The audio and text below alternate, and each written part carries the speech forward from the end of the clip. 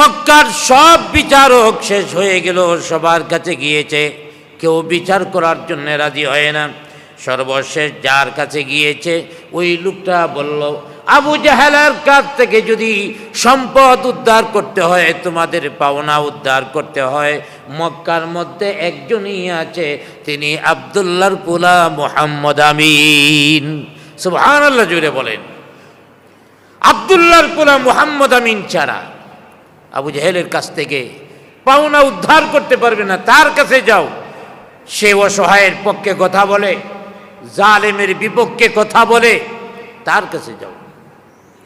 দুইটা সন্তান কান্না করতে করতে আমাদের নবীর কাছে আসলেন আর বললেন, সবার কাছে গিয়েছি, আবু জাহেল আমাদের সম্পদগুলি আত্মসাৎ করে দিয়েছে, উদ্ধার করার জন্য মক্কার বিচারকের গলিতে গলিতে ঘুরলাম, কেউ আবু জাহেলের নাম শোনার পরে বিচার করার জন্য আর রাজি হয় না।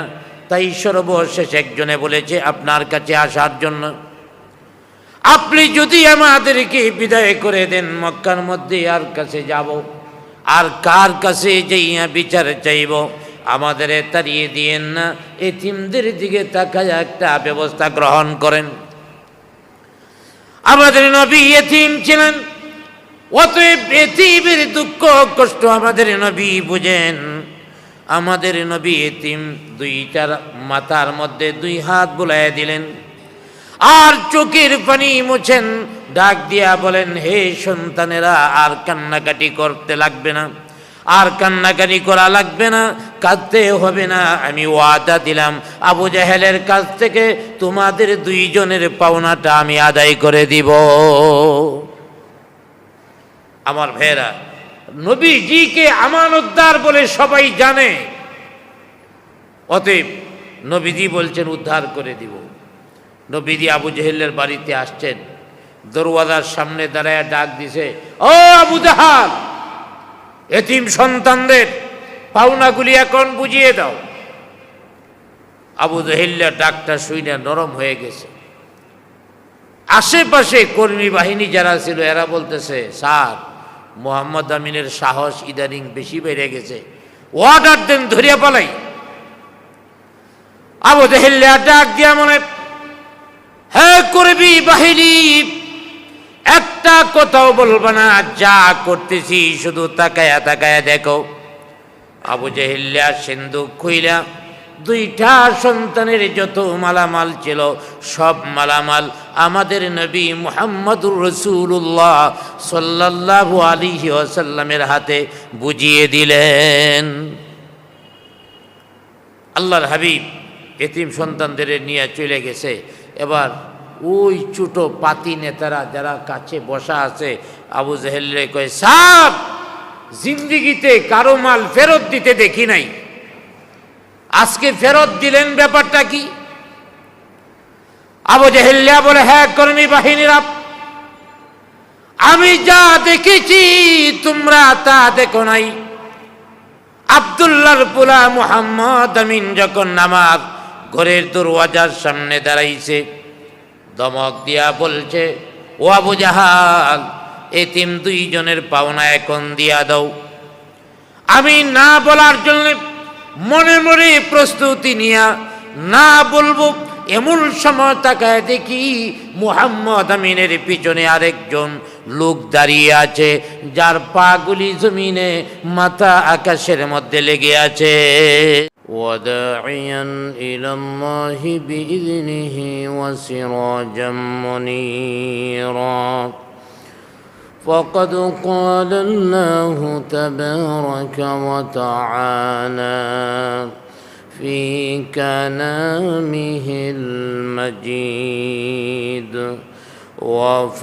وفرقانه الحميد أعوذ بالله من الشيطان الرجيم بسم الله الرحمن الرحيم والذين كذبوا كذبوا بآياتنا سنستدرجهم من حيث لا يعلمون وأملي لهم إن كيدي متين أولم يتفكروا ما بصاحبهم من جنة إن هو إلا نذير مبين وقال تعالى في شان حبيبه إن الله وملائكته يصلون على النبي يا أيها الذين آمنوا صلوا عليه وسلموا تسليما بلغ العلا بكماله كشف الدجى بجماله حسنت جميع خصاله صلوا عليه كريم السجايا جميل الشيام نبي البرايا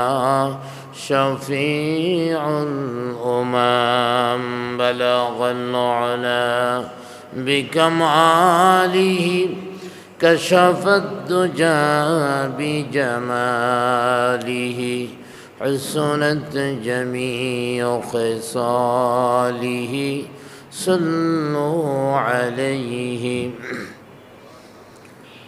মুআজ্জাজ মুকাররম হযরত মুসল্লিয়ান কিরাম, প্রথমেই আল্লাহ সুবহানাহু তাআলার অসংখ্য অগণিত শুকর আদায় করি, যিনি আমাদেরকে দয়া করে মায়া করে ভালোবেসে এশার নামাজ জামাতের সাথে আদায় করে আবারও কিছু সংখ্যক মানুষকে আল্লাহর কালাম থেকে আলোচনা শোনার জন্যে বসার তৌফিক দান করেছেন।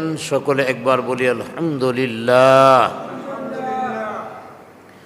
আজকে আমি ধারাবাহিকতা অনুযায়ী সূরা আরাফ থেকে 186 নং আয়াত থেকে আপনাদের সামনে তেলাওয়াত শুরু করেছি। এই আয়াতের মধ্যে আল্লাহ রাব্বুল আলামিন কাফেরদেরকে উল্লেখ করে বলছেন, ওয়াল্লাযীনা কাযযাবু বিআয়াতিনা,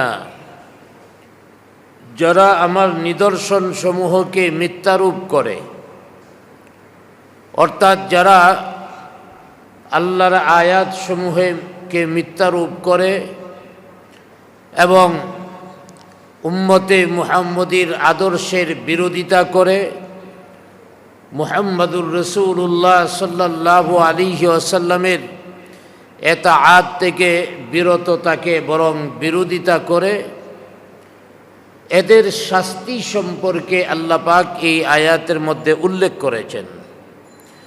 আল্লাহ পাক বলেছেন, যারা আমার নিদর্শন সমূহকে মিথ্যারূপ করে, সানাস্তাদরিজুহুম মিন হাইসু লা ইয়ালামুন, সানাস্তাদরিজুহুম, আমি আস্তে আস্তে ধীরে ধীরে তাদেরকে ধ্বংসের দিকে নিয়ে যাব, মিন হাইসু লা ইয়ালামুন, তারা টেরও পাবে না, জানবে না। অর্থাৎ যারা আল্লাহর নিদর্শনকে মিথ্যারূপ করে, শেষ নবী মুহাম্মদুর রাসূলুল্লাহ সাল্লাল্লাহু আলাইহি ওয়াসাল্লামের বিরুদ্ধাচরণ করে, এদেরকে আমি আস্তে আস্তে ধ্বংসের দিকে নিয়ে যাব, ওরা টের পাবে না। এই আয়াত দ্বারা আল্লাহ পাক তার শাস্তির একটা শুকনো দিক সম্পর্কে আলোচনা করেছেন। সেটা হলো, যারা আল্লাহর আয়াতকে মিথ্যারূপ করে, রাসূলের নিদর্শনকে, রাসূলের আদর্শকে প্রত্যাখ্যান করে, আল্লাহ পাক হঠাৎ করে শাস্তি দিয়া তাদের মেরে ফেলবেন না, বরং আল্লাহ রাব্বুল আলামিন তাদেরকে আরো সুযোগ করে দিবেন। যারা আল্লাহর বিধানের বিরুদ্ধাচরণ করে, জনাবে মুহাম্মদুর রাসূলুল্লাহ সাল্লাল্লাহু আলাইহি ওয়াসাল্লামের আদর্শের বিরোধিতা করে, আল্লাহ পাক এদেরকে ধীরে ধীরে ধ্বংসের দিকে নিয়ে যাবেন। এর অর্থ হলো, ওরা যে খারাপ কাজগুলি করতেছে, এই খারাপ কাজ করার জন্যে আল্লাহ পাক আরও সুযোগ তৈরি করে দিবেন। ওরা পাপ করতেছে, পাপের জন্যে ওদেরকে আরও সুযোগ করে দিবেন। এমনকি তাদেরকে আল্লাহর যে নিয়ামত সেগুলি বাড়াইয়া দিবেন। কেন? দুনিয়ার মধ্যে এগুলি ভোগ করে বিরোধিতা যতটুকু আছে করুক। বিরোধিতা করতে করতে, নাফরমানি করতে করতে এক সময় নাফরমানি থেকে নিশ্চিন্ত হয়ে যাবে, নিঃশঙ্ক হয়ে যাবে, এইগুলি করলে আমাদের কিছুই হবে না।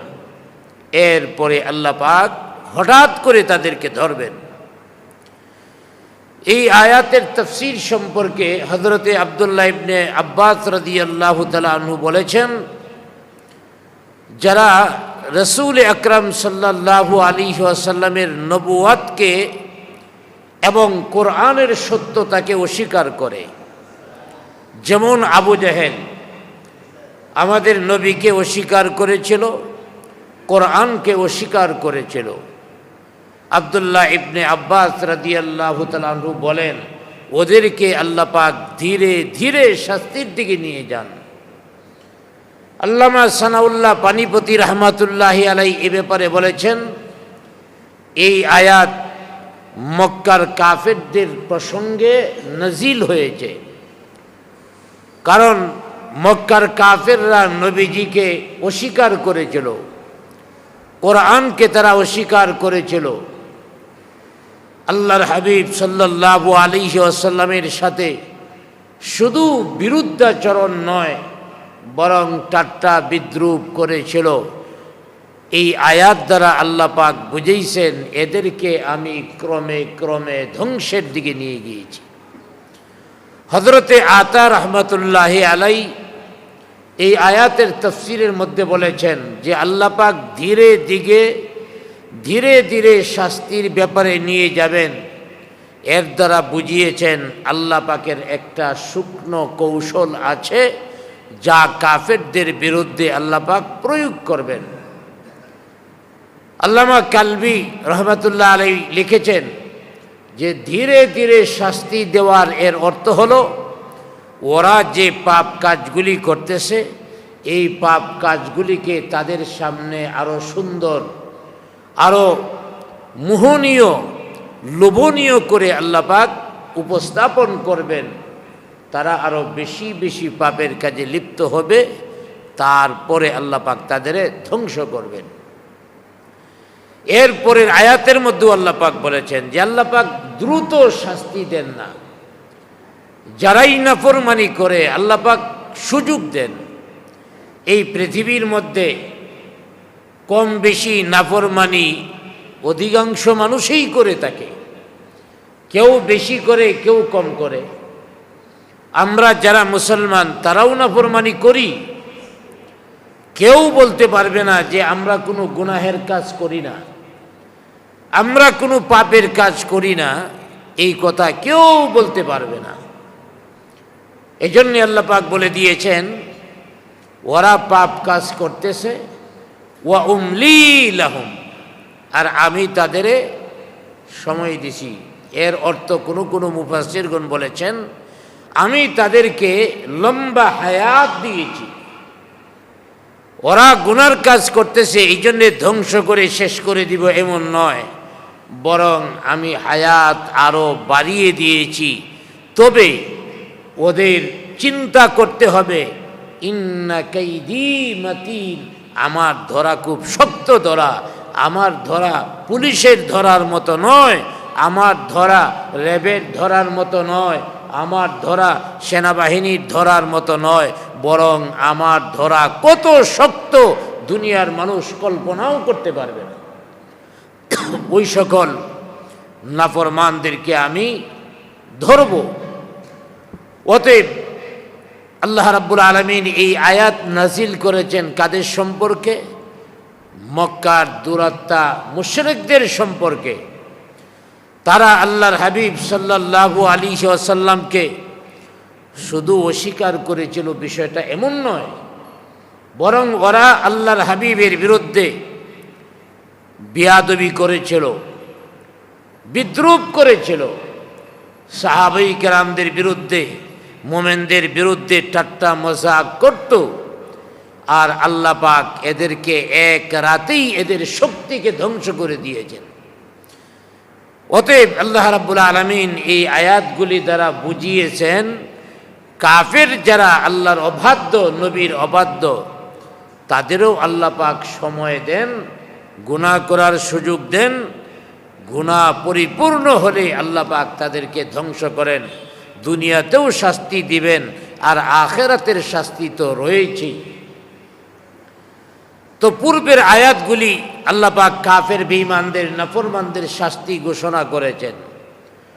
আর সূরা আরাফের 184 নং আয়াতের মধ্যে আল্লাহ পাক একটা কারণ বর্ণনা করেছেন কাফের বেঈমানদেরকে আল্লাহ পাক কেন শাস্তি দিবেন। আওয়ালাম ইয়াতাফাক্কারু মা বিসাহিবিহিম মিন জিন্নাহ, আল্লাহ পাক বলছেন আওয়ালাম ইয়াতাফাক্কারু, তারা কি চিন্তা করে না? অর্থাৎ এই আয়াত দ্বারা বুঝিয়েছেন যারা আখিরাতের ব্যাপারে গাফেল, যারা পথভ্রষ্ট, যারা সত্যকে অস্বীকার করে, এই অস্বীকার করার মূল কারণ হলো তারা আখিরাত সম্পর্কে চিন্তা করে না। এরা একটি বার চিন্তা করে না যে আমাদের তো আবার ফিরে যেতে হবে আল্লাহর কাছে, এই আখিরাতের বিষয়টা তারা চিন্তা করে না। এবং তাওহীদ ও রিসালত সত্য বিষয়, তাও চিন্তা করে না। এবং আল্লাহর হাবিবের রিসালতকে তারা অস্বীকার করে, এই সম্পর্কেও তারা চিন্তা করে না। এমনকি শুধু রিসালতকে অস্বীকার করছে, নবীকে অস্বীকার করছে এমন না, বরং তারা আল্লাহকেও অস্বীকার করেছে। কেন তারা চিন্তা করে না? তারা যদি একটি বার চিন্তা করত যে জনাবে মুহাম্মদুর রাসূলুল্লাহ সাল্লাল্লাহু আলাইহি ওয়াসাল্লামের বৈশিষ্ট্য, গুণাবলী, তারপরে তার মুজিজা, তারপরে রসূলের আমানত, সততা, এইগুলি যদি চিন্তা করত তাইলে মুসলমান না হইয়া পারত না। এই আয়াত দ্বারা আল্লাহ পাক বুঝিয়েছেন ওরা চিন্তা করে না। এই আয়াতের মধ্যে আল্লাহ পাক বলেছেন ওরা চিন্তা না করার কারণেই সত্যকে গ্রহণ করতে পারে না। ওদের উচিত তারা তাওহীদের বিষয় নিয়ে চিন্তা করা, রিসালতকে নিয়ে চিন্তা করা। বিশেষ করে আল্লাহ রাব্বুল আলামিন যে এই বিশাল জমিন কিভাবে বিছিয়েছেন, এই জমিনটা নিয়ে চিন্তা করা। বিশাল আকাশ কুটিবিহীন আমাদের সামনে ঝুলিয়ে রেখেছেন, এই বিষয়ে চিন্তা করা। আল্লাহ রাব্বুল আলামিন রাত দিনের পরিবর্তন কিভাবে ঘটান, এইগুলি নিয়ে চিন্তা করার দরকার ছিল, কিন্তু চিন্তা করে না। যার কারণে তারা পথভ্রষ্ট হয়ে গেছে, তারা গাফিল হয়ে গেছে। এ সম্পর্কে মুফাসসিরগণ আরও বলেছেন যে এই আয়াতের মধ্যে একটা শব্দ বলেছেন মা বিসাহিবিহিম মিন জিন্নাহ, তোমাদের সাথী উম্মত নয়, পাগল নয়। রাসূল আকরাম সাল্লাল্লাহু আলাইহি ওয়াসাল্লাম সম্পর্কে ওরা কত বড় বেয়াদবি করত, ওরা নবীজিরে পাগল বলতো। অতএব কাফির বেঈমানদের একটা প্রশ্নের জবাব এই আয়াতের মধ্যে আল্লাহ পাক দিয়েছেন। আওয়ালাম ইয়াতাফাক্কারু মা বিসাহিবিহিম মিন জিন্নাহ, আল্লাহ পাক বলেন তারা কি চিন্তা করে না তাদের সাথী মুহাম্মদ আমিন পাগল নয়? তারা একটা বার চিন্তা করে দেখুক, মুহাম্মদ আমিন অন্য কোনো গ্রহ থেকে তাদের উপরে নাজিল হয়নি, আকাশ থেকে নাজিল হয়নি, বরং তাদের সাথে শৈশব কেটেছে, কৈশোর কেটেছে, যৌবন কেটেছে, 40টা বছর পর্যন্ত তাদের সাথে জীবন যাপন করেছে। তারা দেখেছে মুহাম্মদ আমিনের আদর্শ কি, তারা দেখেছে একেবারে বাল্যকালে যখন বালকরা অনেক কিছু করে বাল্যতার তাড়নায়, ওই সময়ও কোনোদিন অন্যায় করেনি, যৌবনে কোনোদিন অন্যায় করেনি। এমনকি 40 বছর পর্যন্ত মানুষেরা তাকে সত্যবাদী বলে জানত। এমনকি মক্কার সব লোকেরা ঐক্যবদ্ধ হইয়া আমাদের নবীকে আল আমিন উপাধি দিয়েছিল। জুড়ে বলি সুবহানাল্লাহ। কারণ আমাদের নবীর সততা এমন ছিল যা মক্কার মধ্যে আর কেউ ছিল না। আমাদের নবীর সততাটা কেমন ছিল? মক্কার মধ্যে অবস্থা এমন ছিল, কারো কাছে আমানত রাখলে ফেরত পাওয়া যেত না।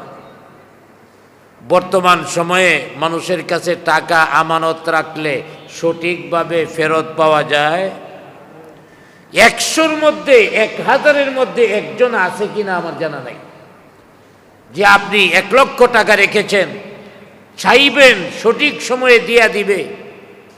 লাখে একজন পাওয়া কঠিন। আল্লাহর হাবিব যখন পৃথিবীতে এসেছেন অবস্থাটা এমনই ছিল, কেউ কারো কাছে আমানত রাখতো না, আমানত রাখলেই খেয়ানত করত। একটা ঘটনাও আছে, একবার একজন যুবক মারা গেছে 2টা সন্তান রেখে। যুবক মারা যাওয়ার পরে লোকজন আফসোস করতেছে, আরে এই যুবকটা মারা গেছে, 2টা বাচ্চা কিভাবে বড় হবে। আর আগেকার যুগে কোনো মহিলার যদি স্বামী মারা যেত তাইলে অন্য জায়গায় বিবাহ বসে যেত, এটা দোষের কিছু ছিল না। আমাদের দেশের মধ্যে মেয়েদের বেলায় দ্বিতীয় বিবাহটারে অনেক দোষের মনে করে। অবিবাহিত ছেলে কোনো ক্রমেই বিবাহ করতে রাজি হয় না। কিন্তু একজন মানুষ বুড়া হয়ে গেছে, সে বিবাহের জন্য অবিবাহিত মেয়ে খোঁজে, কারণ তার টাকা আছে, জায়গা আছে, ব্যবসা বড়, অতএব টাকা পয়সা দিয়া জোয়ান মায়া বিয়া করে ফেলাবে। কিন্তু মক্কায় আইন এমন ছিল, যুবতী মেয়েদের স্বামী মারা গেলে আরেক জায়গায় বিবাহ বসবে, এটা দোষের কিছু ছিল না। তাই অনেকে আফসোস করতেছে, মহিলা যুবতী আরেক জায়গায় বিবাহ বসে যাবে, সন্তানগুলির কি হবে। আবু জাহেল বড় নেতা গেছে দেখতে, যায়া এগুলি শুইনা এবার আবু জাহেলও কান্দে। তো সাথে যে সেলা সামন্ডরা আছে কই, স্যার আমাদের জানা মতে এই লোকটা আপনার কোনো আত্মীয় লাগে না, আপনি কান্দেন কেলে গিয়া? আবু জাহেল কয়, এটা বুঝবে না এই যে যুবকটা মারা গেছে, বাচ্চাগুলি কেমনে বড় হবে, এই জন্যে কান্নাকাটি করতেছি। এবার কর্মীরাও তো বুঝে নেতার চরিত্রটা কেমন। আশেপাশের কর্মীরা নেতার চরিত্র সম্পর্কে ভালো করে জানে। অতএব বলে, নেতা এক কাজ করেন, স্বামী মারা গেলে বিবি আরেক জায়গায় বিবাহ বসে যায়, এটা যেমন নিয়ম আছে, আরেকটা নিয়ম আছে, তার লালন পালনের জন্য কোনো আত্মীয় উপযুক্ত না থাকলে যে কেউ সম্পদ সহ নিতে পারে, সন্তানেরা বড় হলে সম্পদ আবার বুঝিয়ে দিবে, আপনি তাদের দায়িত্ব নিয়ে আনেন। আবু জাহেল মনে মনে কয়, আমি তো এটাই চাইতেছি, অর্থাৎ সন্তানগুলিকে সম্পদ সহ নিয়া সম্পদ আর ফেরত দিবে না। আবু জাহেলের উদ্দেশ্য হলো এটা, এতিমের সম্পদগুলি মেরে দিবে। এতিমের সম্পদ মেরে দেয় এমন মানুষ মনে হয় বাংলাদেশে নাই। জুড়ে বলেন, আছে না নাই? অনেক আছে যারা এতিমের সম্পদগুলি মেরে দে। তো আবু জেহেলিয়া এটাই নিয়ত করছে। আবু জেহেলিয়া কয়, ঠিক আছে, তোমরা যেহেতু বলতেছো না হয় আমি দায়িত্ব নিলাম। আমি সংক্ষেপে বলছি। এবার ওই বাচ্চাদের দায়িত্ব আবু জাহেল নিয়ে গেল, লালন পালন করতেছে। বাচ্চারা এক সময় প্রাপ্তবয়স্ক হলো।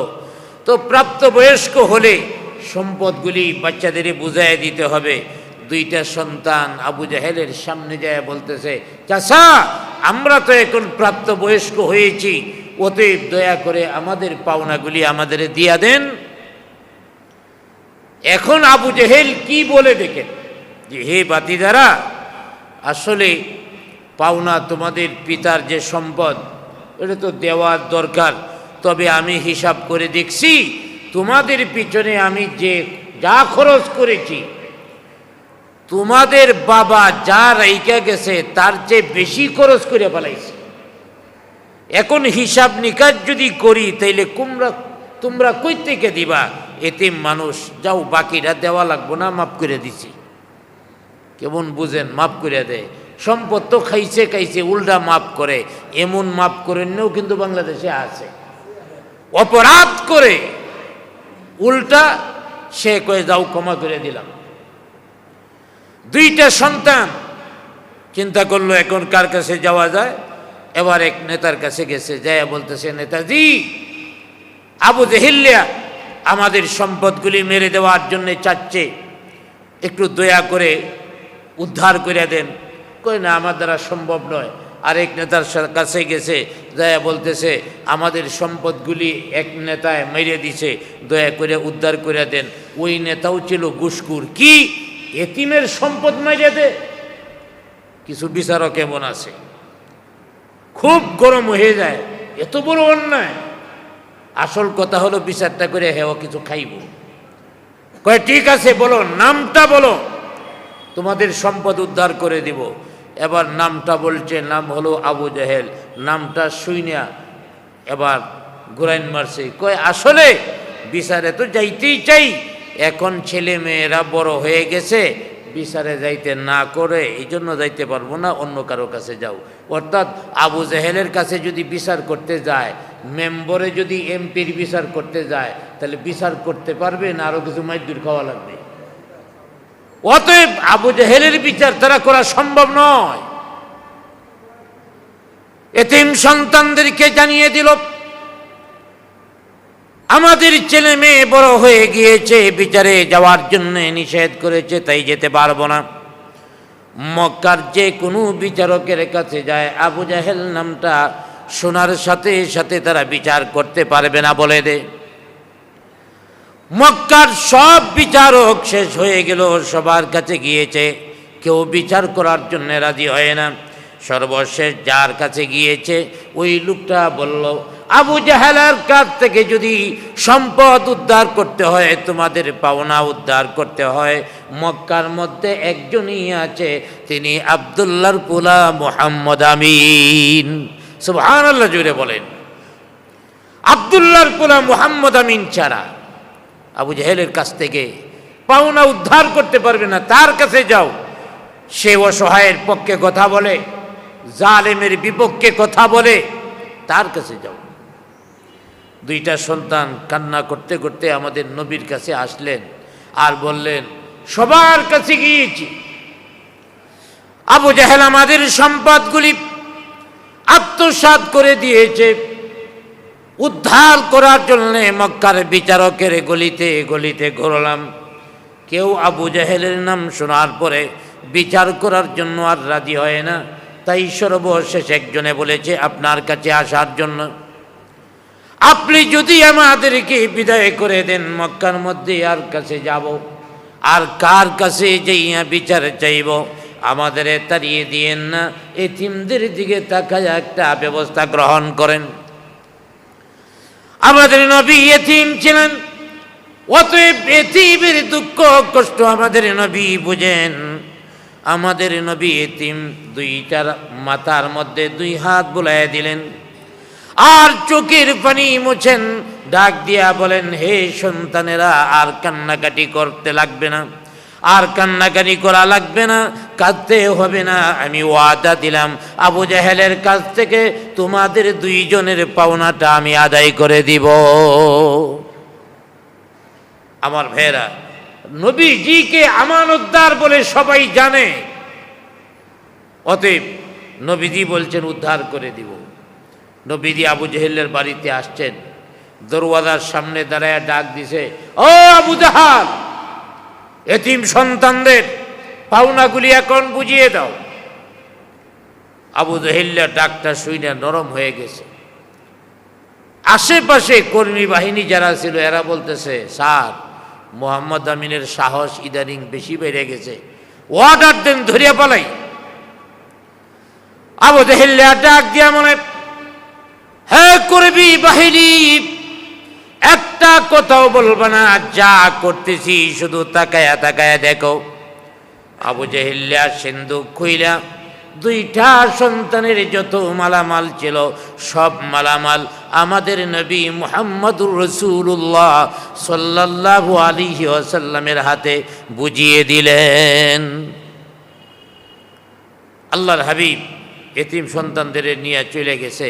এবার ওই ছোট পাতি নেতারা যারা কাছে বসা আছে আবু জাহেলরে কয়, সাব জিন্দিগিতে কারো মাল ফেরত দিতে দেখি নাই, আজকে ফেরত দিলেন, ব্যাপারটা কি?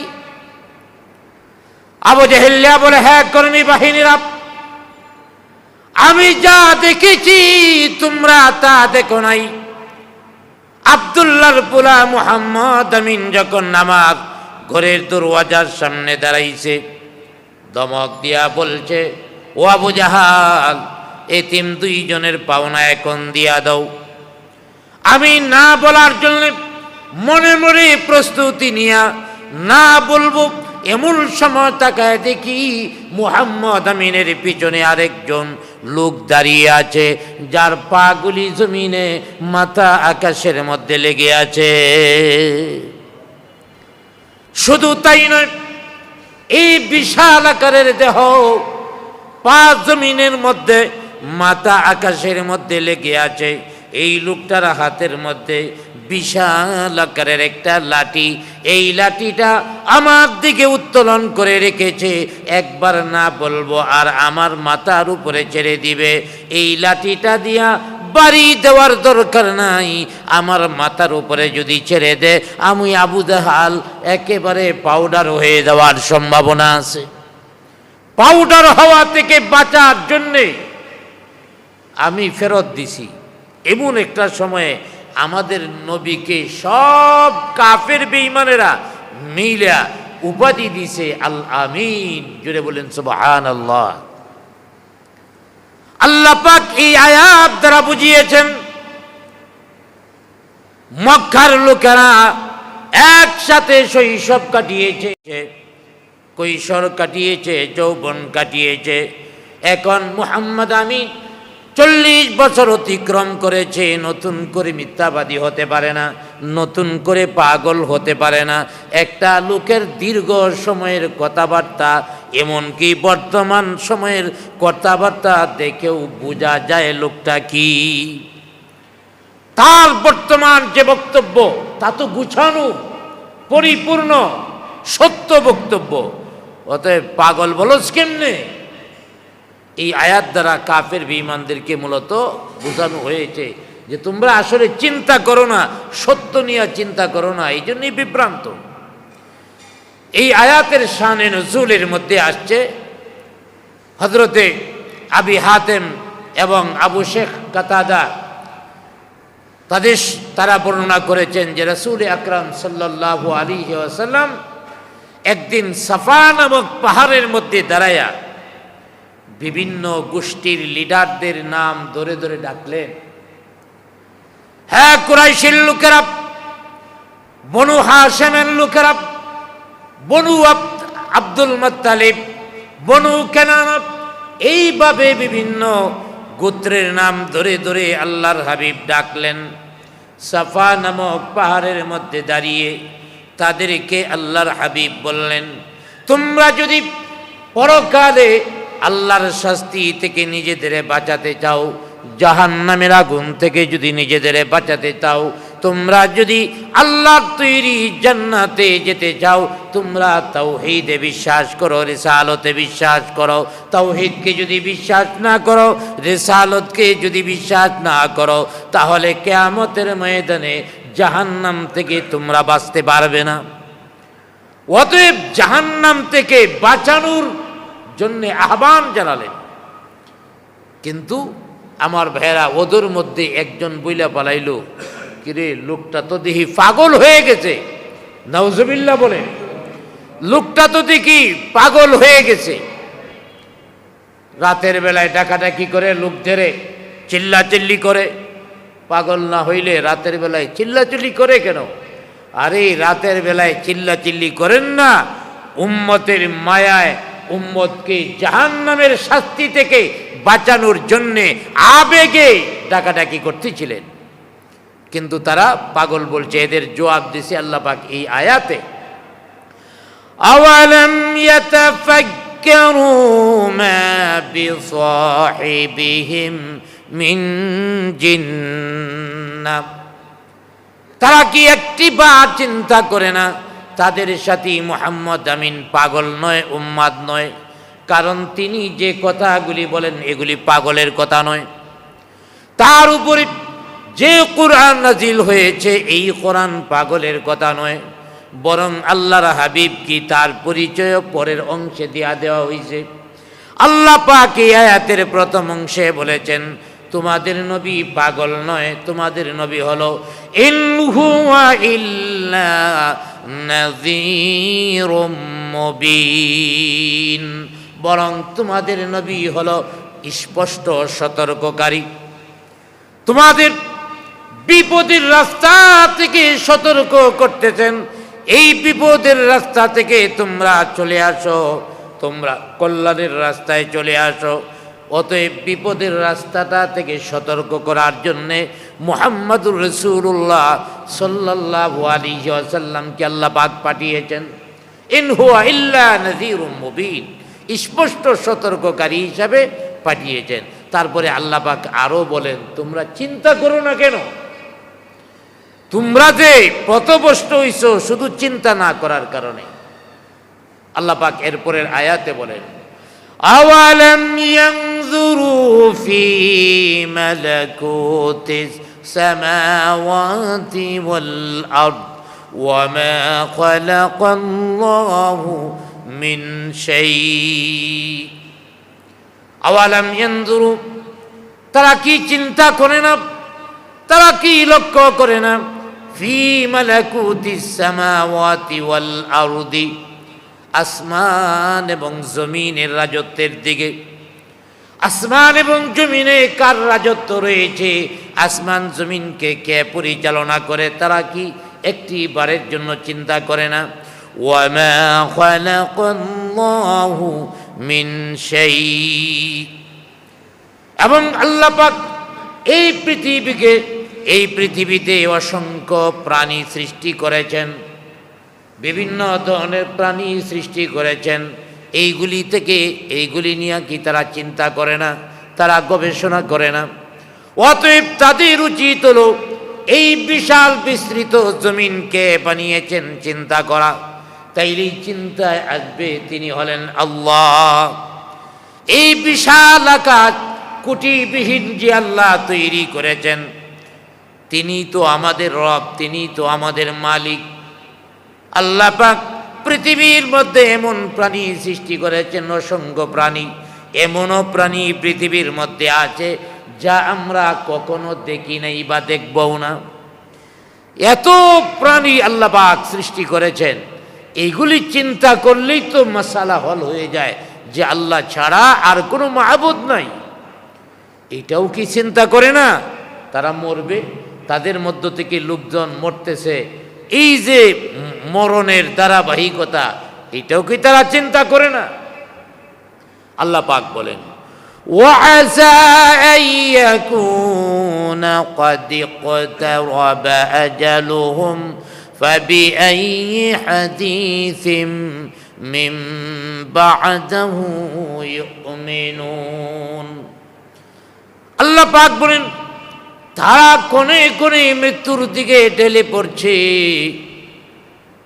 এই কথা জানার পরেও তাদেরকে আর কি বইলে নসিহত করা হবে? সব কিছুই তো বলে দেওয়া হয়েছে যে মরণ যখন আসবে তাদের মরণ যে কোনো সময় এসে যেতে পারে। এই মরণটা নিয়েও তো তাদের চিন্তা করার দরকার। আমাদের মাঝে কত লোক ছিল তাদের মরণ হয়ে গেছে, আমরাও বেঁচে থাকতে পারবো না, আমাদেরও মরণ হবে। অতএব আল্লাহ রাব্বুল আলামিন এই আয়াত নাজিল করে মানুষদেরকে বোঝাচ্ছেন তোমরা চিন্তা করো না, এই জন্যই বিপদগামী হয়েছ। আমার ভাইয়েরা মুফাসসিরগণ বলেছেন বিস্ময়কর বিষয় হলো ওরা পবিত্র কোরআন পেয়েছে, ওদের যুগে পবিত্র কোরআন নাজিল হয়েছে, হিকমতপূর্ণ পরিপূর্ণ কোরআন পাওয়ার পরেও তারা কোরআনের আলো দিয়া নিজেদের অন্তরকে আলোকিত করতে পারে নাই। কোরআনের আলো দিয়া নিজেদের অন্তর আলোকিত করতে পারে নাই। এর চেয়ে বেশি বিস্ময়কর হলো সর্বশ্রেষ্ঠ নবী, সমস্ত নবীদের নেতা বিশ্বনবী মুহাম্মদুর রাসূলুল্লাহ সাল্লাল্লাহু আলাইহি ওয়াসাল্লামকে পাওয়ার পরেও তার অনুসরণ করে নিজেদেরকে ধন্য করতে পারল না। আরে নবীরে পাইছে সামনাসামনি, তারপরেও নিজেদেরকে নবীর অনুসারী হিসাবে মানানসই করতে পারল না, অনুসারী করতে পারল না, যার কারণেই বিপদগামী। এই জন্যই আল্লাহ পাক তাদেরকে পথভ্রষ্ট করেছেন। আর আল্লাহ যাদের পথভ্রষ্ট করেন তাদের পথ প্রদর্শক আর কেউ হতে পারে না। মাইয়ুদলিলিল্লাহু ফালা হাদিয়া লাহু ওয়া ইয়াযরুহুম ফি তুগয়ানিহিম ইয়ামাহুন। আল্লাহ পাক বলেন আমি যাকে পথভ্রষ্ট করি তাকে কেউ পথ প্রদর্শন করতে পারে না, আর আমি যাকে পথভ্রষ্ট করি তাদেরকে আমি অন্ধকারে উদ্ভ্রান্তের মতো ঘুরে বেড়াই, তাদেরকে আমি অন্ধকারে ছেড়ে দেই, উদ্ভাস্তের মতো তারা ঘুরে বেড়ায়। অতএব আমাদের সবসময় দোয়া করতে হবে যে আল্লাহ তোমার এই আসমান, তোমার এই জমিন সবই তোমার, অতএব আমিও তোমার, দয়া করে আমারে মাফ করে দাও, আমাকে হেদায়েত দাও, গুনাহ থেকে বেঁচে থাকার তৌফিক দান করো। মক্কার লোকেরা নবীজিকে কেউ মানল না, বরং অবান্তর প্রশ্ন করল। আল্লাহর হাবিবকে মানা উচিত ছিল, তার অনুসরণ করা উচিত ছিল। অনুসরণ না করে তারা উল্টা নবীজিরে প্রশ্ন করছে। কি প্রশ্ন? আল্লাহ পাক বলে দিয়েছেন ইয়াসআলুনাকা আনিস সাআহ আইয়ানা মুরসাহা। হে নবী, তারা আপনাকে প্রশ্ন করে ইয়াসআলুনাকা আনিস সাআহ, আপনাকে কিয়ামত সম্পর্কে প্রশ্ন করে। আইয়ানা মুরসাহা, কখন আসবে? অর্থাৎ আপনাকে কিয়ামত সম্পর্কে প্রশ্ন করে কিয়ামত কবে আসবে। আরে কিয়ামত কবে আসবে এই কথা জিজ্ঞেস করো, কিয়ামতের জন্য প্রস্তুতি কি আছে এইটা না আগে জানার দরকার। কিয়ামতের জন্য আমি কতটুকু প্রস্তুতি গ্রহণ করেছি। অতএব ওরা নবীজিকে জিজ্ঞেস করে যে কিয়ামত কখন আসবে। অতএব আপনি আল্লাহর নবী, কাফেররা এসে বলতেছে আপনি তো আল্লাহর নবী, তাইলে বলেন সত্য নবী হয়ে থাকলে বলেন কিয়ামত কবে আসবে। বিশেষ করে তাফসীরের মধ্যে আসছে হামল ইবনে আবি কুসায়েদ, তারপরে শামুল ইবনে জায়েদ, ওই দুইজন কাফের এসে নবীদের জিজ্ঞেস করতেছে যে আপনি তো আমাদের আত্মীয়, আবার নবীও দাবি করে বসে রয়েছেন, তাইলে বলেন তো কিয়ামত কখন আসবে। আমার ভাইয়েরা, তখন কিয়ামত কখন আসবে এটা আল্লাহ পাক নিজেই এই আয়াতের মধ্যে বলে দিয়েছেন। আমার ভাইয়েরা, কখন কিয়ামত আসবে আল্লাহ পাক বলেন কুল ইন্নামা ইলমুহা ইনদা রাব্বি ربي لا يجليها لوقتها إلا هو আল্লাহ পাক বলে দিয়েছেন কুল হে নবী আপনি বলুন ইন্নামা ইলমুহা ইনদা রাব্বি এই ব্যাপারে এর জ্ঞান আমার রবের কাছে রয়েছে কিয়ামত কবে হবে আমি নিজেও জানি না কিয়ামত কবে হবে এই জ্ঞান আল্লাহর কাছে লা ইউজাল্লিহা লিওয়াক্তিহা সময় মতো আল্লাহ প্রকাশ করবে অথচ একটা বার চিন্তা করে না কিয়ামত যদি হয়েই যায় তাহলে আমাদের প্রস্তুতিটা কি আছে আমার ভাইরা আরে কিয়ামত তো একটা নির্দিষ্ট সময়ে হবে নবীজি বললেন তবে কবে হবে আমি জানি না তবে প্রত্যেকটা মানুষের জন্য একটা ব্যক্তিগত কিয়ামত আছে প্রতিটা মানুষের জন্য ব্যক্তিগত কিয়ামত আছে আর সেই ব্যক্তিগত কিয়ামতটা কি ব্যক্তিগত কিয়ামত হলো লোকটা যখন মৃত্যুবরণ করে তখনই তার কিয়ামত সংগঠিত হয়ে গেল মরলে কিয়ামত হয়ে গেল কিয়ামতের আলামত প্র্যাকটিক্যাল শুরু হয়ে যাবে কিয়ামত তো আখিরাতের বিষয় মরণটাও আখিরাতের বিষয় কবরের জগৎ আখিরাতের বিষয় অতএব কবরতেই কে সব ওই পরকালীন জীবনের হয়তো সুখ নতুবা দুঃখ দুইটা থেকে একটা গ্রহণ করতেই হবে অতএব এক নম্বর কথা হলো যে কিয়ামত ব্যক্তিগতভাবে প্রতিটা মানুষেরই হয়ে যায় যখন তার মৃত্যু হয় তার মরার সাথে সাথে তার কিয়ামত সংগঠিত হয়ে গেল তাই আল্লাহ পাক নবীকে বলে দিয়েছেন হে নবী আপনি বলে দেন যে কিয়ামত কবে হবে এটা একমাত্র জানেন কে আল্লাহ পাক জানেন আর কেউ জানেন না অতএব এই প্রশ্নকারী যে প্রশ্ন করছে প্রশ্নটাই ভুল আল্লাহ পাক অন্য আয়াতের মধ্যে বলেন ইন্নাস সাআতা লাআতিয়াতুন লা রাইবা ফিহা আরে তোমরা কিয়ামত সম্পর্কে প্রশ্ন করো কিয়ামত অবশ্যই আসবে লা রাইবা ফিহা এর মধ্যে কোনো সন্দেহ নাই কিয়ামত কবে আসবে এটা জানি না তবে কিয়ামত সংগঠিত হবে এটা নিশ্চিত সাধারণ মানুষদেরকে শেখানোর জন্য একদিন নবীজির কাছে জিবরাইল আলাইহিস সালাম আসছেন নবীজিকে প্রশ্ন করেন মাতা সাআব ইয়া রাসূলুল্লাহ ইয়া হাবিবাল্লাহ কিয়ামত কখন সংগঠিত হবে আল্লাহর হাবিব বললেন ক্বালা মা আ'দাত্তা আল্লাহর হাবিব বলেন এই ব্যাপারে যে প্রশ্ন করছে সে যতটুকু জানে আমিও ততটুকুই জানি অর্থাৎ প্রশ্ন যে করছে হেও জানে না আমিও জানি না অতএব ইন্নামা ইলমুহা ইনদা রাব্বি এই ব্যাপারে জ্ঞান কার নিকটে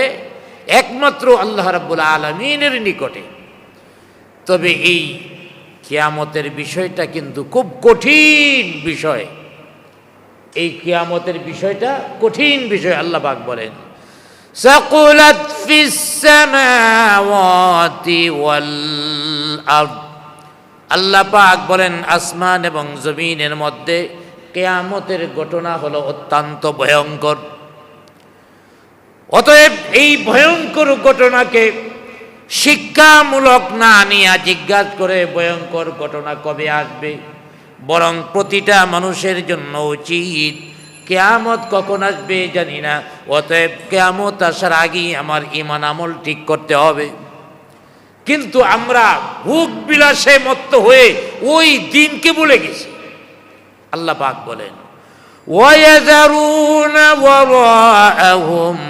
ইয়াওমান সাকীলা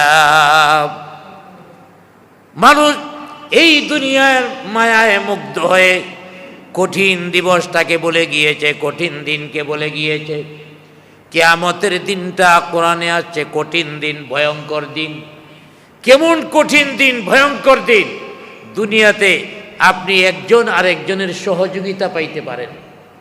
এটাই দুনিয়ার নিয়ম। একজনের বিপদে আমরা আরেকজন যাই, একজনকে উদ্ধার করার জন্য আরেকজন যাই। ছেলে বিপদে পড়লে বাবা দৌড়ায়া যায়, বাবা বিপদে পড়লে সন্তান দৌড়ায়া যায়। দুনিয়াতে একজন আরেকজনের উপকার করে, সহযোগিতা করে। কিয়ামতের দিন এমন একটা ভয়াবহ হবে, কেউ কারো উপকার করতে পারবে না। আল্লাহ পাক বলেন, ইয়াউমা ইয়াফিরুল মারউ মিন আখিহি ওয়া উম্মিহি ওয়া আবিহি ওয়া সাহিবাতিহি ওয়া বানিহি। আল্লাহ পাক বলছেন কিয়ামতের দিন এমন কঠিন দিন, যেদিন ভাই ভাই থেকে পালাবে, সন্তান মা থেকে পালাবে, বাবা থেকে পালাবে, ওয়া সাহিবাতিহি স্ত্রী থেকে স্বামী পালাবে, স্বামী থেকে স্ত্রী পালাবে, ওয়া বানিহি সন্তান থেকে পিতা পালাবে, পিতা থেকে সন্তান পালাবে। কিয়ামতের ময়দানে অবস্থায় ভুল হবে। একটা নেকির জন্য জান্নাতে যাইতে পারতেছে না, একটা নেকি সাহায্যের জন্য রাস্তায় রাস্তায় ঘুরে বেড়াবে। বাবারে দিকে বড় আশা নিয়ে বাবার কাছে যাবে, আর বলবি, বাবা দুনিয়াতে আমি অসুস্থ হলে তুমি পাগলের মতো হয়ে যাইতা, ডাক্তারের কাছে দৌড়াদৌড়ি করতা। আজ কঠিন বিপদের দিন, একটা নেকির কারণে জান্নাতের মধ্যে যাইতে পারতেছি না গো বাবা, একটা নেকি দিয়া তুমি আমারে সাহায্য করো। জবাব দিবে, তুমি আমাকে বাবা বলছো, তুমি সন্তান হিসাবে দাবি করছো, দুনিয়াতে আমার সন্তান ছিল এমন তো আমার মনেই হয় না, আমার তো মনে নাই কোনো সন্তান আছে কিনা। বাবা যখন সুলতানের কাছে যায় দাঁড়াবে, দুনিয়াতে তোমার জন্য আমি কি না করেছি, সন্তান বলবে, না দুনিয়াতে আমি বাবা বলে কাউকে চিনতাম না। স্বামীকে স্ত্রী চিনবে না, স্ত্রী স্বামীকে চিনবে না। এমন একটা কঠিন দিন, কাফের বেঈমানেরা আইসা জিজ্ঞাসা করে কবে আসবে। আরে ওই দিন কবে আসবে এই প্রশ্ন না কইরা আইসা বলার দরকার ছিল, হুজুর ওই দিনের ভয়াবহতা থেকে, ওই দিনের শাস্তি থেকে কি করলে বাঁচতে পারবো, এই কথা জিজ্ঞাসা করে নাই। কিয়ামতের দিনটা কেমন ভয়াবহ আল্লাহ রাব্বুল আলামিন আরো বলেন, ইয়াউমা লা তামলিকু নাফসুন লিনাফসিন শাইআ ওয়াল আমরু ইয়াউমাইযিন লিল্লাহ। ইয়াউমা লা তামলিকু নাফসুন লিনাফসিন শাইআ, সেদিন কেউ কারো উপকারে আসবে না, কেউ কারো উপকার করতে পারবে না, কেউ কারো সাহায্য করতে পারবে না। ওয়াল আমরু ইয়াউমাইযিন লিল্লাহ, সেদিন আদেশ চলবে আল্লাহর, রাজত্ব চলবে একমাত্র আল্লাহর। সেদিন দুনিয়ার কোনো মন্ত্রীর মন্ত্রিত্ব থাকবে না, দুনিয়ার কোনো রাজার রাজত্ব সেদিন থাকবে না। আল্লাহ পাক দুনিয়ার রাজাদের ডাক দিয়া বলবেন, আইনা আইনা মালিকাল মুলুক, দুনিয়ার রাজার আজকে কোথায়? ও দুনিয়ার রাজা বাদশাহ, আর তোমরা কোথায়? সবাই কাঁপতে থাকবে, কাঁপতে থাকবে, কারো কোনো রাজত্ব থাকবে না, একমাত্র রাজত্ব থাকবে আমার আল্লাহর। ওয়াল আমরু ইয়াউমাইযিন লিল্লাহ, একমাত্র আল্লাহর রাজত্ব থাকবে। এই ভয়াবহ দিন কবে আসবে এইটা জিজ্ঞাসা করার দরকার, নাকি এই দিন থেকে কেমনে বাঁচতে পারবো এটা জানার দরকার? হতভাগা কাফেররা সেটা বুঝলো না, বরং তারা আল্লাহর হাবিবের কাছে আইসা কিয়ামত সম্পর্কে জিজ্ঞাসা করে। আর কিয়ামতের বিষয়টা কত কঠিন আল্লাহ পাক অন্য জায়গায় বলেন, ইয়াউমা তুবলাস সারাইরু ফামা লাহু মিন কুওয়াতিন ওয়ালা নাসির। আল্লাহ পাক বলেন, ইয়াউমা তুবলাস সারাইরু, সেদিন মানুষের প্রতিটা আমল পরীক্ষিত হবে, অর্থাৎ মানুষ যা দুনিয়ার মধ্যে করছে সব দেখা হবে। নেক কাজ করছে নাকি খারাপ কাজ করছে, আল্লাহর নির্দেশিত অনুযায়ী তার কাজগুলি হয়েছে নাকি নাফরমানিমূলক কাজ হয়েছে, প্রতিটা কাজ পরীক্ষা করা হবে। فما له من قوة ولا ناصر فما له من قوة, সেদিন কারো কোনো শক্তি থাকবে না, ওয়ালা নাসির, কোনো সাহায্যকারীও কিয়ামতের ময়দানে থাকবে না, কিয়ামতের ময়দানে কোনো সাহায্যকারীও পাবে না। আর প্রতিটা মানুষ তার আমলের হিসাব দিতে হবে। আল্লাহ পাক অন্য জায়গার মধ্যে বলেন, ইয়াউমা ইয়ানজুরুল মারউ মা কদ্দামাত ইয়াদাহু ওয়া ইয়াকুলুল কাফিরু ইয়া লাইতানি কুনতু তুরাবা। সেদিন প্রত্যেকের কৃতকর্ম দেখতে পারবে। মানুষ দুনিয়ার মধ্যে যে কাজগুলি করেছে, ইয়াউমা ইয়ানজুরুল মারউ মা কদ্দামাত ইয়াদাহু, প্রতিটা মানুষ যা দুনিয়াতে করছে সেদিন দেখতে পাবে। তার হাতের মধ্যে আমলনামা থাকবে, নিজের চোখে দেখতে পারবে। আমলনামা দেইখা কাফের বেঈমান নাফরমানরা তখন আফসোস করবে। ويقول الكافر يا ليتني كنت ترابا, তারা আফসোস করে বলবে, আল্লাহ, কাফেররা আফসোস করে বলবে, হায় আমরা যদি আজকে মাটি হয়ে যাইতাম, আমরা যদি মাটি হয়ে যেতাম। যেমন দুনিয়ার যত মানুষ এবং জিন ছাড়া যত প্রাণী আছে, সব প্রাণী বিচার করার পরে মাটি হয়ে যাবে, তাদের আর কোনো কিছুই নাই। কাফেররা কাঁদতে থাকবে, আমরা যদি আজ মাটি হয়ে যেতাম, আমরা যদি মাটি হয়ে যেতাম। কিন্তু তখন কথাগুলি আর কাজে আসবে না। তাদের অনন্তকাল পর্যন্ত, চিরকাল পর্যন্ত শাস্তি ভোগ করতে থাকবে। অতএব কিয়ামত সম্পর্কে জিজ্ঞাসা না করিয়া কিয়ামতের অবস্থা, সেদিন শাস্তি থেকে কেমনে বাঁচা যাবে সেটা সম্পর্কে জিজ্ঞাসা করতে হবে। আল্লাহ পাক এই আয়াতের পরের অংশের মধ্যে বলেছেন, নবীজিরে বলে কিয়ামত কবে আসবে, নবীজিরে আল্লাহ পাক বলছেন আপনি বলে দেন কিয়ামত কবে আসবে, এই জ্ঞান আল্লাহর কাছে, আমি জানি না। কিয়ামতটা কিভাবে আসবে আল্লাহ পাক বলে দিচ্ছেন, লা তা'তিকুম ইল্লা বাগতা। আল্লাহ পাক বলেন কিয়ামত হঠাৎ করে চলে আসবে। সুবহানাল্লাহ বলেন, কিয়ামত হঠাৎ করে চলে আসবে। কিভাবে চলে আসবে?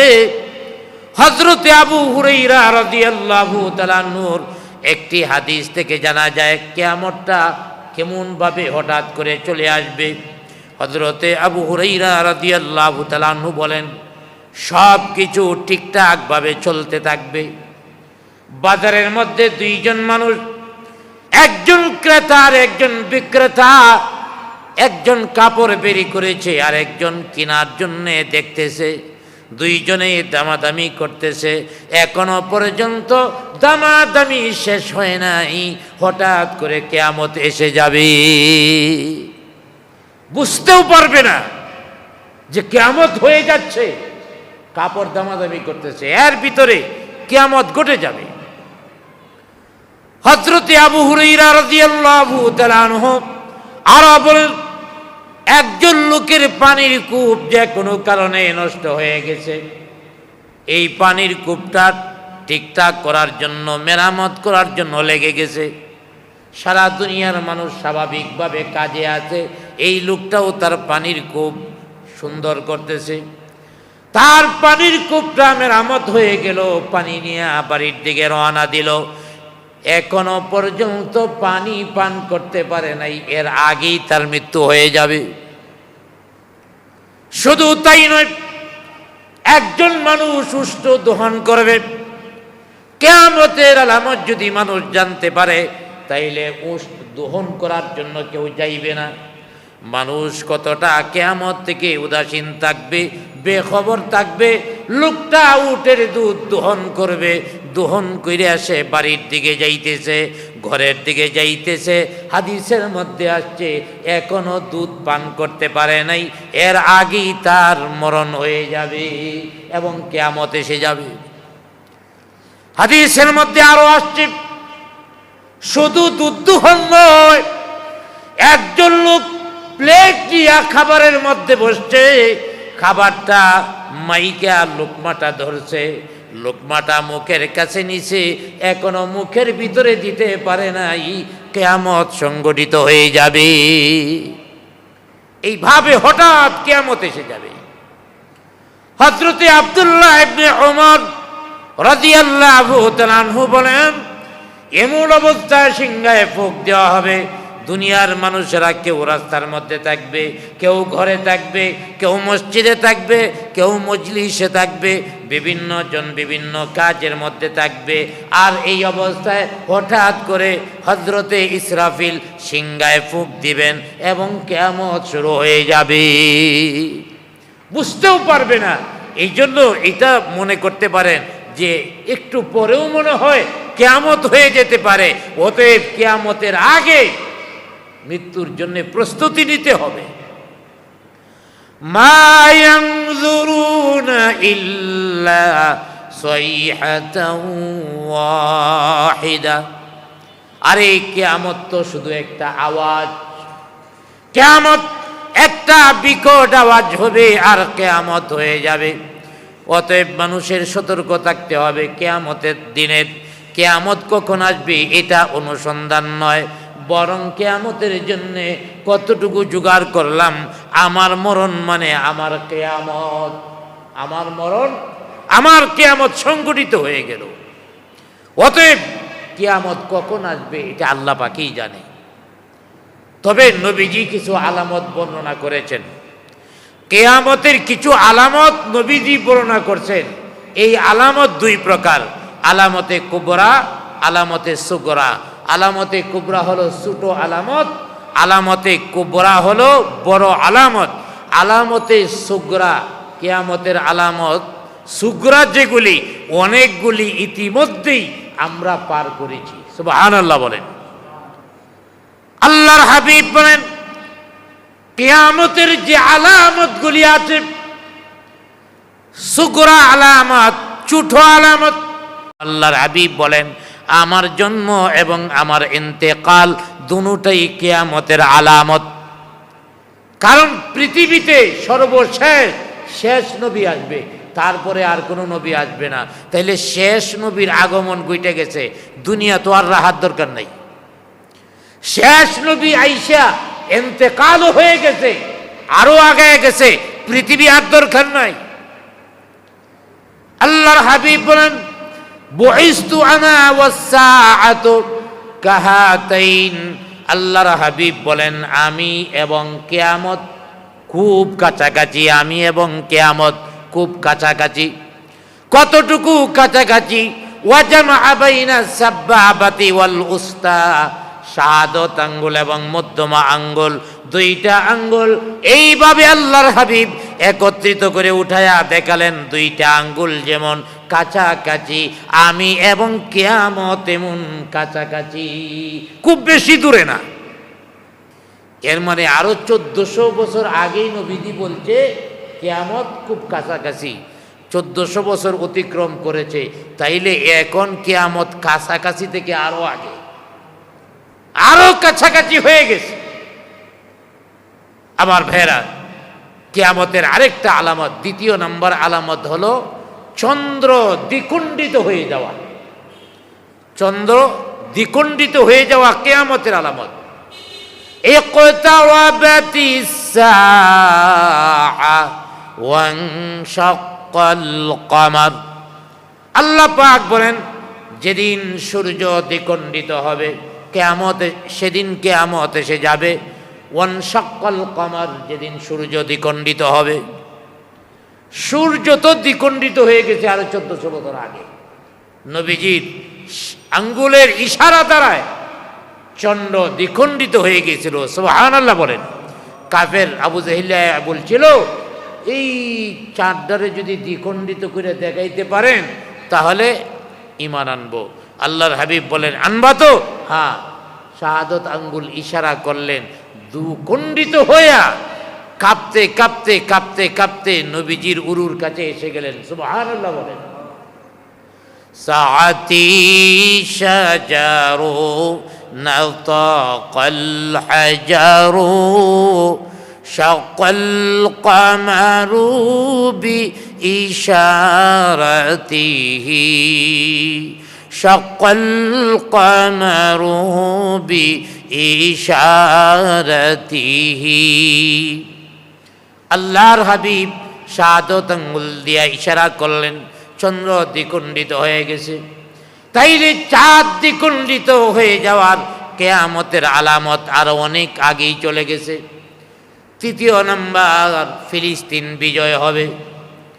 ফিলিস্তিন বিজয়, সেই বিজয়টা উমর রাদিয়াল্লাহু তাআলা আনহুর সময়েই হয়ে গেছে। আবার বিজয় হবে, তবে এক নাম্বার বিজয় কিয়ামতের আলামত, সেটা আগেই হয়ে গেছে। তৃতীয় নাম্বার, সম্পদ বেড়ে যাবে। পৃথিবীর মানুষের সম্পদ বাড়ছে না কমছে? গ্রামের মধ্যে যায় দেখেন, তাদেরও এখন টিনের ঘর, এক সময় সোনের ঘর থাকতো, কলা গাছের ডাগ্গার বেড়া থাকতো, আছে এগুলি এখন? কারও একবারে গরিব মানুষ যায় দেখেন, তারও টিনের ঘর আছে, তারও খাট আছে। আগে খের বিছাইয়া ঘুমাইতো খেতার মধ্যে, এখন খেতাও নাই। তাইলে টাকা পয়সা বেড়ে যাবে, সম্পদ বেড়ে যাবে, এটা হয়ে গেছে কিয়ামতের আলামত। তারপরে পঞ্চম নম্বর হলো আমার ভাইয়েরা, বিভিন্ন ফিতনা নেমে আসবে। যেমন দলাদলি, দলাদলি আছে না নাই? সব জায়গায় আছে দলাদলি, দেশে আছে, সমাজে আছে, হ্যাঁ, তারপরে ঘরের ভিতরেও আছে। বউ একদল, তারপর জামাইয়ের আরেক দল, এইভাবে দলাদলি আছেই। একেবারে ঘর থেকে শুরু করে রাষ্ট্র পর্যন্ত, আন্তর্জাতিক পরিভ্রমণ পর্যন্ত দলাদলি আছেই। অতএব এই দলাদলি হওয়া, রক্তপাত হওয়া, তারপরে মিথ্যাচার, এটাও কিন্তু কিয়ামতের আলামত। আমার ভাইয়েরা, এখন মিথ্যাচার আছে না নাই? রাজনীতি করতে হলে তো মিথ্যাচার করাই যায় না।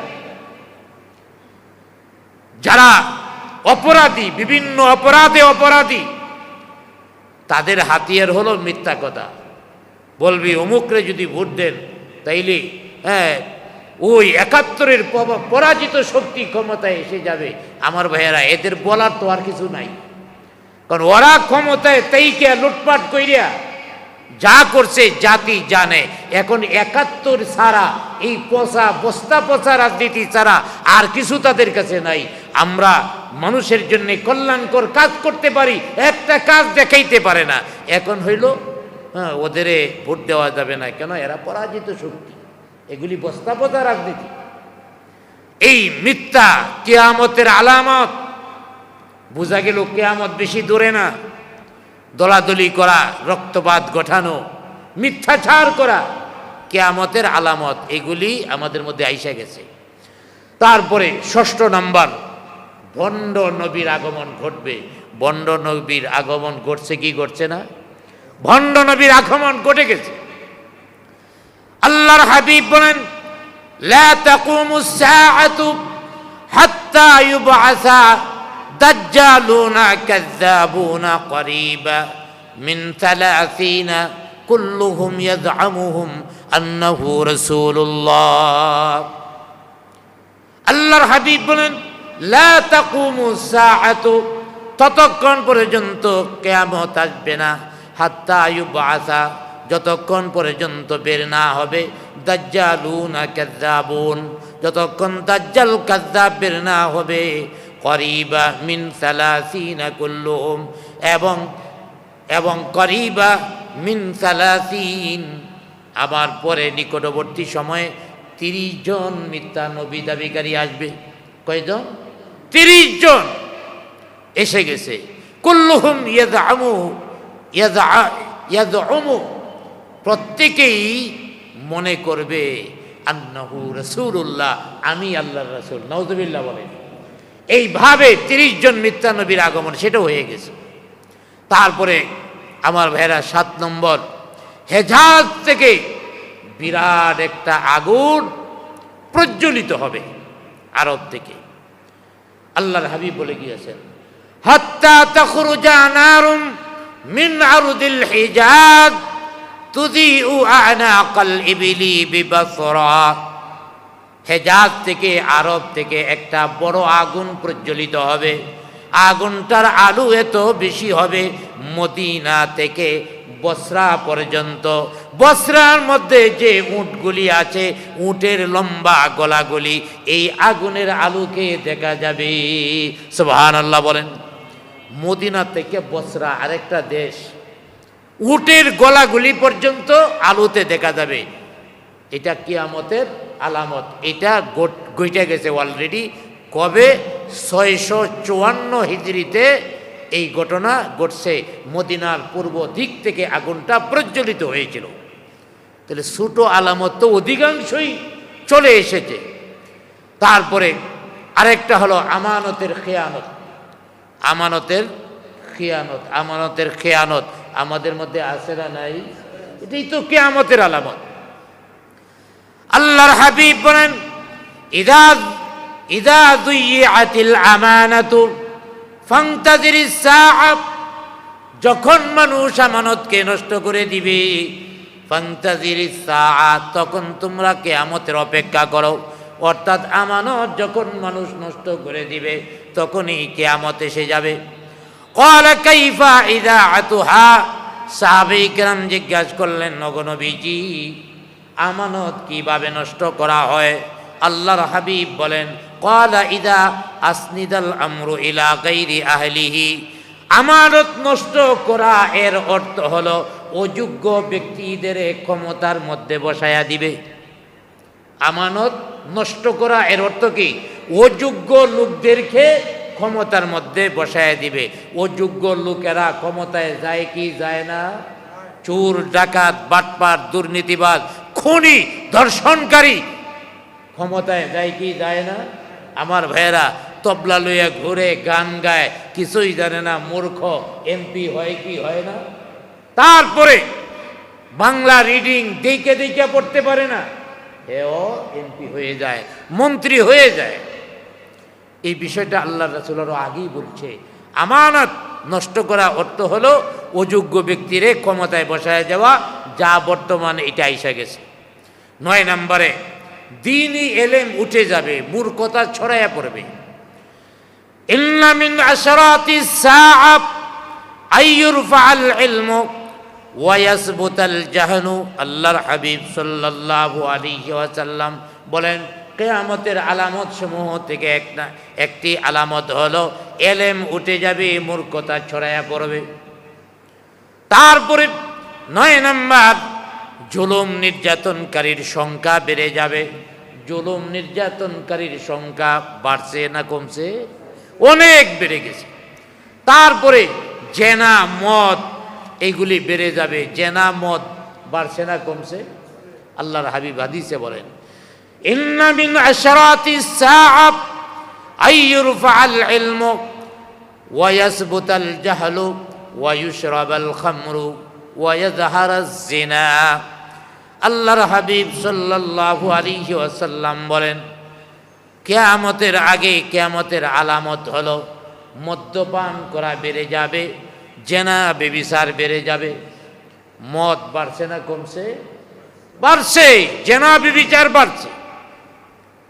সুদ বেড়ে যাবে। আমার ভাইয়েরা 12 নম্বরে সুদ বেড়ে যাবে। তারপরে 13 নম্বর, গান বাজনা বাড়বে। তারপরে 14 নম্বর, সময় দ্রুত শেষ হয়ে যাবে।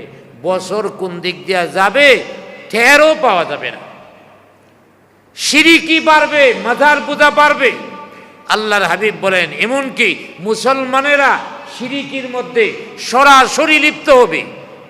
যেমন বর্তমানে যা শুরু হয়েছে, কেউ কেউ মুসলমান পূজার মধ্যে যায় কয়, আমাদের রোজা তোমাদের পূজা একই। নাউজুবিল্লাহ বলে। কখনো সেটা হতে পারে না। আল্লাহর হাবিব যে বলে গিয়েছেন, শেষ জামানায় আমার উম্মতের মধ্যে ডাইরেক্ট মুশরিক হবে, এটারই আলামত। তারপরে 16 নম্বর, ঘন ঘন বাজার হবে, বাজারের সংখ্যা বাড়বে। বাজারের সংখ্যা এখন বাড়ছে, কৃপণতা বাড়বে, সম্পদ থাকবে, দান করবে না। এমন লোক আছে না নাই? সম্পদ আছে, ধাক্কায়ও 1 টাকা তার পকেট থেকে বের করা যাবে না। এই কৃপণের সংখ্যা বাড়া, এটাও কিয়ামতের আলামত। তারপরে 18 নম্বর, আত্মীয়তার সম্পর্ক ছিন্ন করবে, এটাও কিয়ামতের আলামত। তারপরে কিছু কিছু লোকে চুলের মধ্যে কালি লাগাবে, কালো কালি। কেন লাগাবে?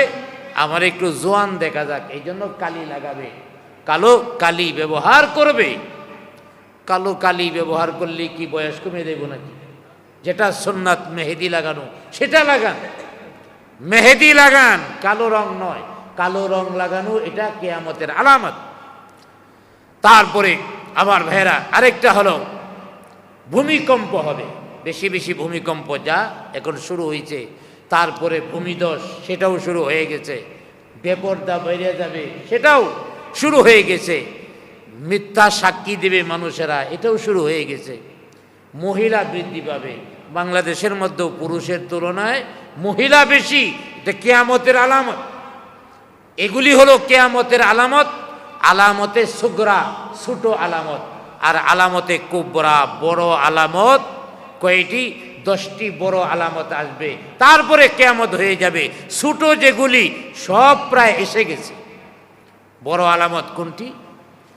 আল্লাহর হাবিব বলেন, বড় আলামতের মধ্যে 1 নম্বর আলামত হলো হযরতে ইমাম মাহদী আলাইহিস সালাম পৃথিবীর মধ্যে আসবেন। ইমাম মাহদী মদিনার পূর্ব দিক থেকে আসবেন, মুসলমানদের নেতৃত্ব দিবেন।